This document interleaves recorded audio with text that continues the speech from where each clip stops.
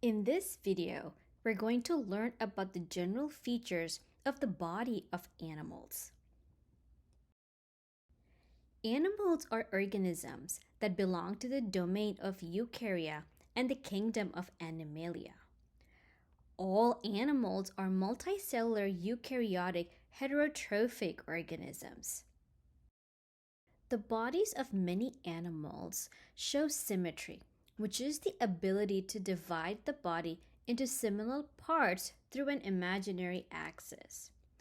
When we look at the different types of body symmetry exhibited by animals, there are few animals that are asymmetrical, and these are the members that belong to the phylum of Porifera, like sponges. Some animals are radially symmetrical. In this case, any plane that passes through an imaginary central axis can divide the body of the organism into left and right mirror images. It should be noted that there are many such longitudinal planes that can divide the body into the left and right mirror images. Organisms that show radial symmetry belong to the phylum of Cnidaria and Ctenophora, amongst others. The organisms that do exhibit radial symmetry are usually sessile or non-motile in nature, or they can be weak swimming marine animals. This type of body symmetry allows the organism to sense its environment from all sides. As opposed to radial symmetry, in the case of bilateral symmetry, there is only one imaginary axis that can divide the body into left and right mirror image halves. Most animals show bilateral symmetry, and in these kinds of organisms, they normally tend to have a nervous system at the anterior portion of their body. This nervous system also aids in coordinated movement of the organism. The bodies of bilaterally symmetric animals can also be divided into different planes. The lateral or horizontal plane divides the body to form the dorsal side, which is where the back lies, and the ventral side, which is where the belly is. The transverse plane, on the other hand, is able to divide the body into the anterior portion, which is where the head lies, and the posterior portion, which is where the tail is present. The sagittal plane, on the other hand, is able to divide the body into the left side and the right side. Animal bodies show a hierarchical level of organization. As true with all organisms, the body of animals is made up of cells. However, different cells come together to form tissues. These cells that form the tissues usually arise from the germ layers. Now, different tissues can come together to form organs, and different organs can work together as part of an organ system. Organ systems are usually assigned specific functions that will allow the organism to survive, reproduce, and grow better. There are four main types or primary tissues present in the body of animals. The first one that we are going to look at are the epithelial tissues, which are a connected sheet of cells that cover all body surfaces. Epithelial tissues can arise from either of the germ layers, which are the ectoderm, the mesoderm, or the endoderm. There are different types of epithelial tissue, and the first one is simple epithelium, which comprises of one layer of cells. There are different types of simple epithelial tissues, like the simple squamous epithelium, which is one layer of flat cells. The simple cuboidal epithelium is one layer of cube-shaped cells, while the simple columnar epithelium is one layer of cells that are tall, and hence there is a difference in their height and their width. Pseudostratified epithelial layers are simple epithelial tissues which appear multi-layered, but in fact they are a single layer of columnar cells that tend to have different shapes, thereby giving rise to a multi-layered appearance. The second type of epithelial tissue is the stratified epithelium, where there are multiple layers of cells in the tissues.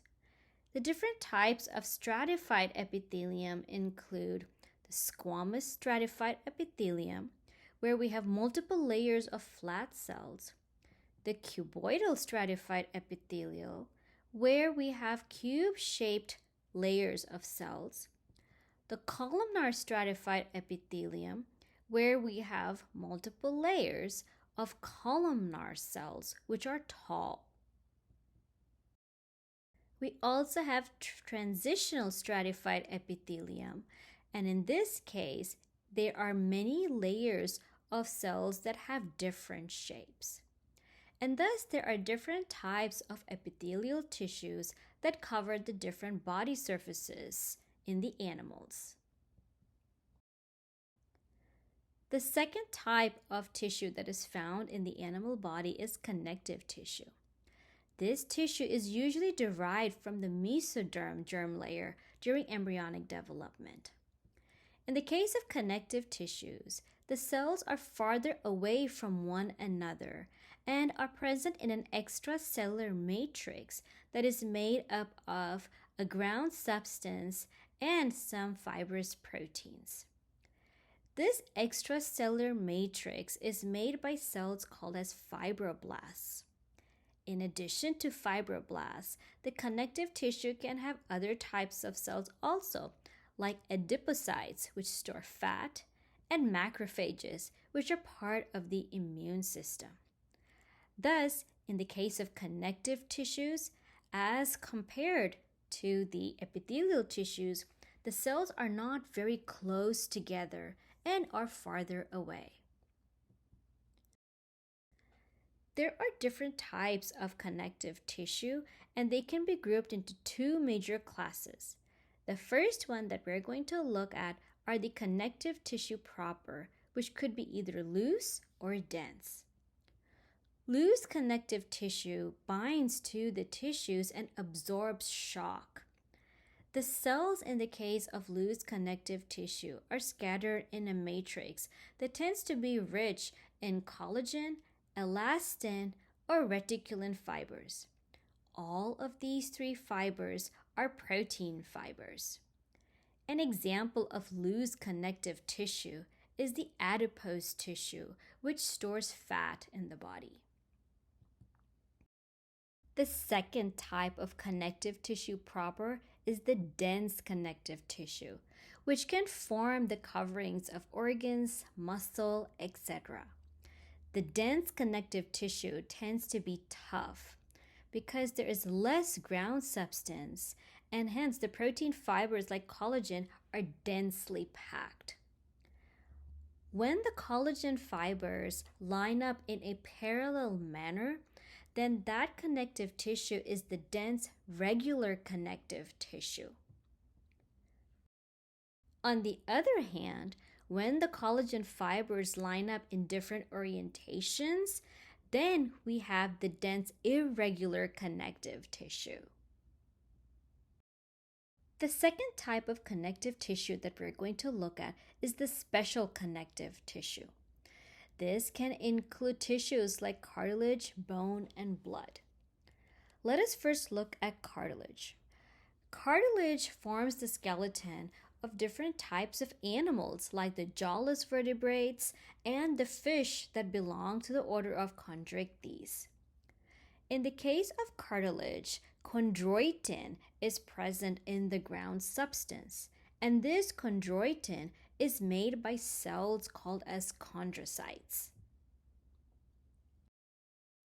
There are different types of cartilage, and the first one is hyaline cartilage that is present in the ends of bones in different animals.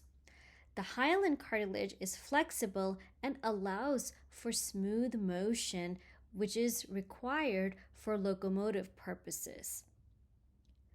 Fibrocartilage is a type of cartilage that is the strongest cartilage that's there in the animal body. It is found in different places like the meniscus of the knee as well as in intervertebral discs. Its main function is to absorb shocks. Elastic cartilage, on the other hand, is the most flexible type of cartilage, and it can be found as part of the external ear, the tip of the nose, and other parts of the animal body. Bone is another type of special connective tissue, and it forms the skeleton of osteoichthyes. Bone can be made directly, but most of the times it is formed from cartilage.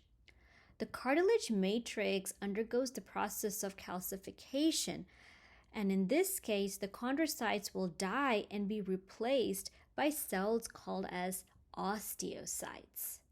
These osteocytes gain nutrition from blood vessels that are present in the bone, and thus the bone is considered as a living connective tissue.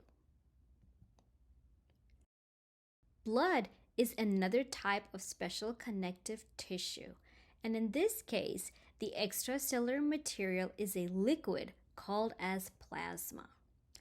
Blood has many different types of cells, including red blood cells that are also known as erythrocytes, white blood cells that are also called as leukocytes, and platelets. The third type of tissue found in animals is muscle tissue, which enables movement in animals. There are three main types of muscle, and the first one we're going to look at is smooth muscle.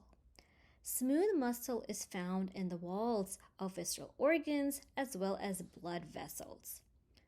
Smooth muscle cells contain a single nucleus, and when we look at the type of motion that is brought about by smooth muscle, it is in the form of involuntary rhythmic contractions in the different visceral organs as well as blood vessels. The second type of muscle is skeletal muscle. Skeletal muscle is attached to the skeleton either directly or most of the time by tendons. The contraction of skeletal muscle causes the bones or other structures that it is attached to move. The skeletal muscle fibers, which are the cells of the skeletal muscle, are multinucleated, and hence there are many nuclei in a single cell. The movement associated with skeletal muscles is voluntarily controlled, and hence we are able to control the way these muscles can move. Cardiac muscle is a type of muscle that's present in the heart. The muscle cells that are part of cardiac muscle contain a single nucleus. Cardiac muscle cells are interconnected to one another through gap junction, and these allow the cells to function as a single functional unit of the heart. Cardiac muscle promotes the involuntary movements in the heart and allows it to pump blood to different parts of the body. The last type of primary tissues present in the body of animals is nervous tissue. Nervous tissue aids in the production as well as conduction of electrochemical impulses. They include neurons and cells called as glial cells or neuroglia. The neurons are also known as nerve cells, and they are the ones that will generate and conduct electrochemical impulses. The glial cells are the supporting cells and include a variety of cells like microglia, oligodendrocytes, and astrocytes. The nerve cells or neurons can be divided into different parts, which include a soma, which is the cell body where the nucleus resides, dendrites, which are these branchings of the neuron that are able to pick up electrical impulses and conduct those impulses towards the cell body. And finally, an axon, which transmits the electric impulses away from the cell body. There are different types of neurons that are present in animals, and the first one that we're going to look at are the sensory neurons. These are neurons that provide information about any changes that may be happening in the external or internal environment of the animal, and this information is provided to the central nervous system. Motor neurons, on the other hand, are able to coordinate movement in the animal body. Interneurons are able to conduct signals between neurons and hence play an important role in sharing information between neurons. Glial cells, on the other hand, provide supporting roles, like the microglia play important roles in removing dying cells or debris as well as promote repair in the nervous system. Oligodendrocytes, on the other hand, are glial cells that insulate axons by placing a sheath called as a myelin sheath on the axons. Astrocytes, on the other hand, perform many different types of neuroprotective tasks. Ependymal cells are cells that produce cerebrospinal fluid, which is an important fluid present in the nervous system.